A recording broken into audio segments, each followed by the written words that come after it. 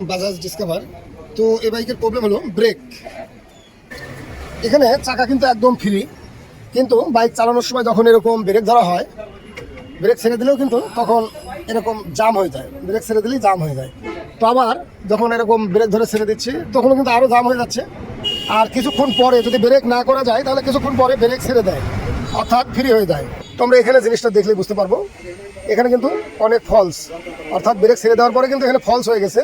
এটা যখন আবার পুরোপুরি চলে আসবে তখন এটা একটু টাইট হয়ে যাবে, তখন দেখা যাচ্ছে চাকা ফ্রি হয়ে যায়।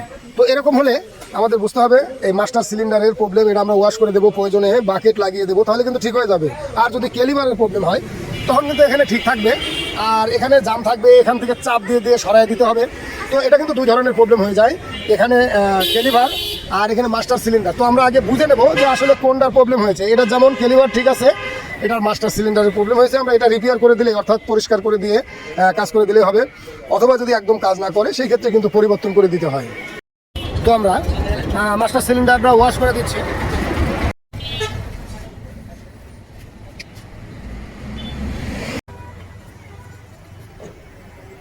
ঘোরা ঘোরা আর ফ্রি আছে নাকি দেখি? হ্যাঁ, একদম ক্লিয়ার।